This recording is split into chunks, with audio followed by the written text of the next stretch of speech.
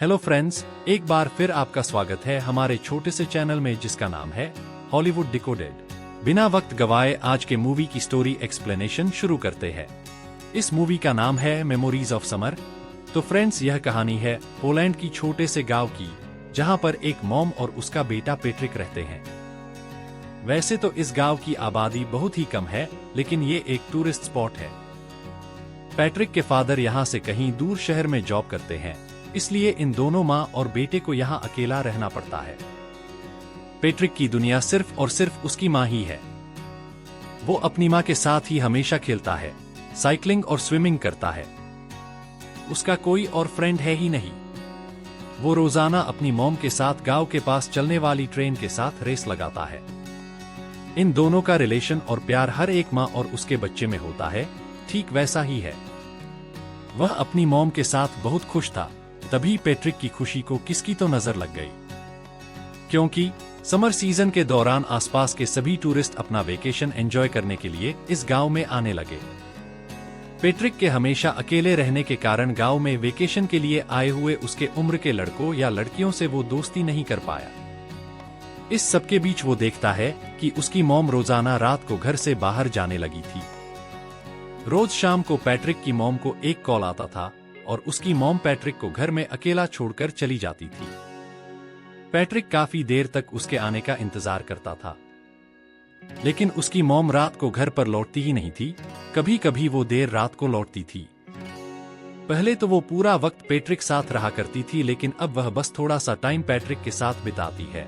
लेकिन पैट्रिक का दिल रखने के लिए वो हमेशा उसे कहती कि कल मैं तुम्हारे साथ पूरा दिन बिताऊंगी। लेकिन अगले दिन फिर से पैट्रिक अकेला छोड़कर चली जाती।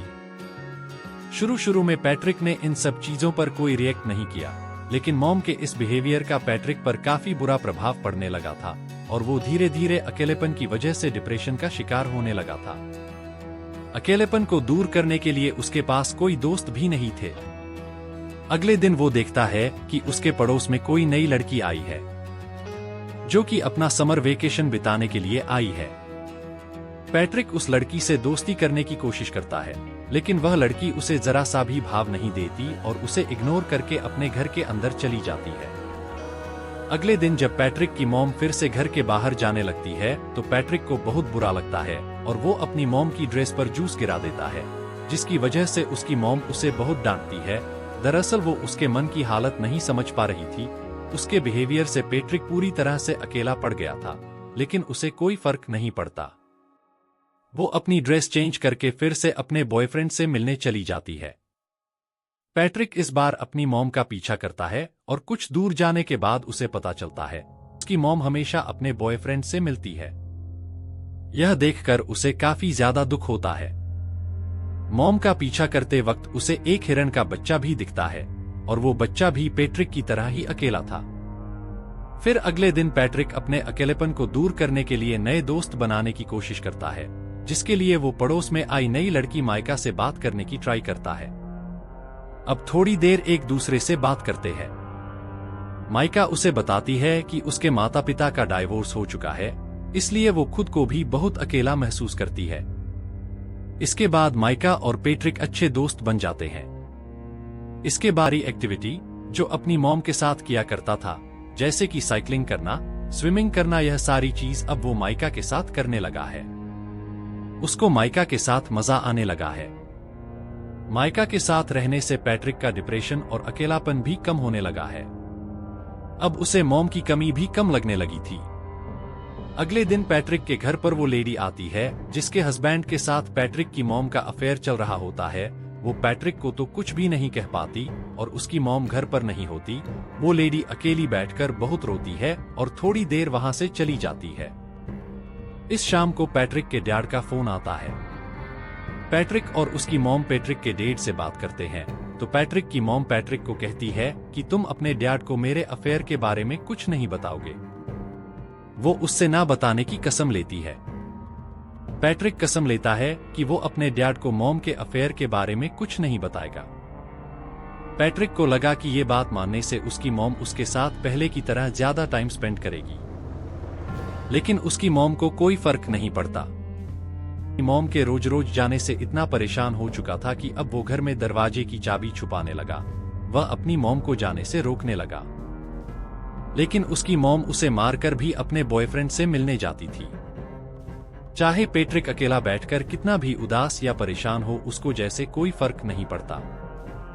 पैट्रिक का अकेलापन दूर करने के लिए अब एकमात्र सहारा थी, लेकिन उसकी यह खुशी भी ज्यादा दिनों तक चलने वाली नहीं थी, क्योंकि माइका को यहाँ पर एक उसकी उम्र से बड़ा लड़का परेशान करता था।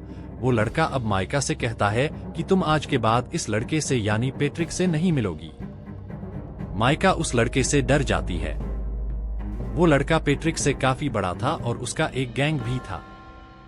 पैट्रिक माइका को बचाना तो चाहता था, लेकिन वह ऐसा नहीं कर पाया। फिर उसी रात को जब पैट्रिक माइका का पीछा कर रहा था, तो वो देखता है कि माइका और वो लड़का एक दूसरे से रोमांस कर रहे हैं, जिसको देखकर पैट्रिक को लगा कि अब उसकी जिंदगी वापस से अकेलेपन का शिकार होने वाली है। वो काफी मायूस हो जाता है। अब वह घर पर वापस आके काफी टाइम तक अपनी मॉम का इंतजार करता है। जब देर रात उसकी मॉम घर पर आती है तो पैट्रिक उससे अपने लिए थोड़ा टाइम मांगता है, लेकिन उसकी मॉम थकी हुई होती है, इसलिए वह सो जाती है। अगले दिन सुबह पैट्रिक को माइका मिलती है।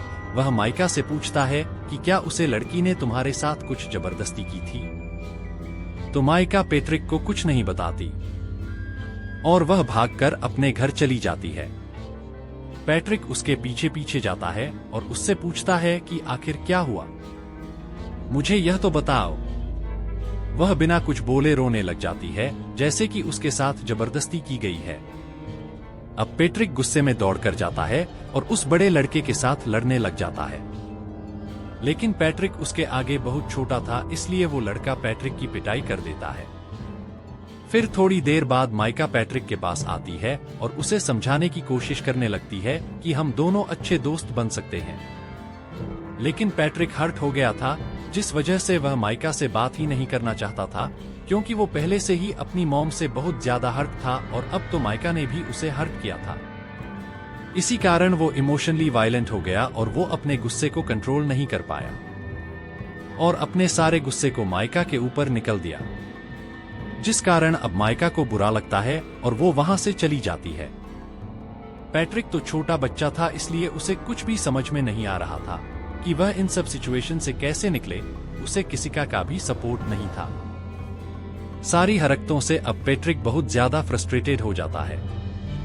उसी रात को पैट्रिक की मॉम घर पर रोते हुए आती है, क्योंकि उसका उसके बॉयफ्रेंड के साथ झगड़ा हुआ है या फिर ब्रेकअप हुआ है। इसी वजह से पैट्रिक की मॉम काफी दिनों तक उदास रहती है, लेकिन पैट्रिक अपनी मॉम को अपने पास देखकर काफी खुश रहने लगा। फिर एक रात अचानक उसके डैड घर पर लौट आते हैं और उन दोनों के लिए बहुत सारे गिफ्ट भी ले आते हैं। अब पैट्रिक को लगा कि अब उसका समर वेकेशन बहुत अच्छा गुजरेगा, क्योंकि उसके डैड उसके पास आ चुके हैं। अब ये एक अच्छी फैमिली की तरह अच्छा टाइम स्पेंड करते हैं। पैट्रिक अपनी मॉम डैड को एक साथ देखकर बहुत खुश होता है। फिर एक रात चेस खेलते हुए उसके डैड पैट्रिक से पूछते हैं कि क्या तुम्हारी मॉम मेरे जाने के बाद किसी से मिलती थी या फिर रात को लेट आती थी। लेकिन पैट्रिक ने अपनी मॉम को प्रॉमिस किया था कि वो उसका राज किसी को नहीं बताएगा, इसलिए वह अपने डैड को अपनी मॉम के अफेयर के बारे में कुछ नहीं बताता। लेकिन उसके डैड को फिर भी पैट्रिक की मॉम पर शक हो जाता है, क्योंकि पैट्रिक की मॉम का बिहेवियर काफी चेंज हो गया था। फिर उसी टाइम पर माइका का पैट्रिक से मिलने घर आती है और उसे अपने साथ बाहर ले जाती है, जहां वो उसे बताती है कि मेरा समर वेकेशन अब खत्म होने वाला है और मैं यहां से चली जाऊंगी। माइका को पैट्रिक को हर्ट करने के लिए अभी भी दुख हो रहा था। अब पैट्रिक अपने घर जाता है और वो देखता है कि वो लेडी जो कुछ दिनों पहले उसके घर पर आई थी, वो उसके घर से बाहर निकल रही है। वो अंदर जाकर देखता है कि उसके डैड बाथरूम में बैठकर रो रहे हैं। अब उसकी समझ में आ जाता है कि उस लेडी ने उसकी मॉम के अफेयर के बारे में उसके डैड को बता दिया है, क्योंकि उस लेडी के हस्बैंड के साथ ही उसकी मॉम का अफेयर चल रहा था। इस बात से दुखी होकर उसके डैड ने अब यह फैसला किया है कि अब वो यहाँ नहीं रहेंगे। वो वापस अपना जॉब करने शहर चले जाएंगे और शायद कभी वापस लौटकर नहीं आएंगे। पैट्रिक की मॉम उसके डैड को बहुत समझाने की कोशिश करते हैं और अपने गलतियों की माफी भी मांगती है, लेकिन डैड उसकी एक भी नहीं सुनते और हमेशा के लिए वहां से चले जाते हैं। उसके बाद समर वेकेशन भी खत्म हो जाता है। अब पैट्रिक की मॉम पैट्रिक को स्कूल छोड़ने के लिए जाती है। पैट्रिक अपनी मॉम पर बहुत गुस्सा है क्योंकि उसकी मॉम की वजह से उसके डैड उसे छोड़कर चले गए। उसके सेल्फिश बिहेवियर की वजह से वह किसी से घुल मिल नहीं पाया। वो मेंटली इतना ब्लॉक हो गया कि अब वो मॉम से बात भी नहीं कर रहा था। अब वे चलते चलते रेलवे ट्रैक को क्रॉस करने वाले होते हैं। उसकी मॉम आगे चली जाती है और पैट्रिक पीछे रह जाता है।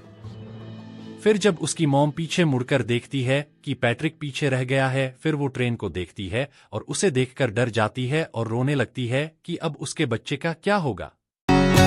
अचानक ये मूवमेंट उसे यह रियलाइज कराता है कि उसकी जिंदगी में कौन इम्पोर्टेंट है। उसकी जिंदगी का सबसे अहम हिस्सा कौन है? वो आदमी जिसे वो रोज मिलने जाती थी, या फिर उसका बेटा और उसका हस्बैंड जो हमेशा उसके साथ हो और उसके अपने हैं, उसे अपनी गलती का एहसास होता है। इसके बाद वो खूब जोर जोर से रोता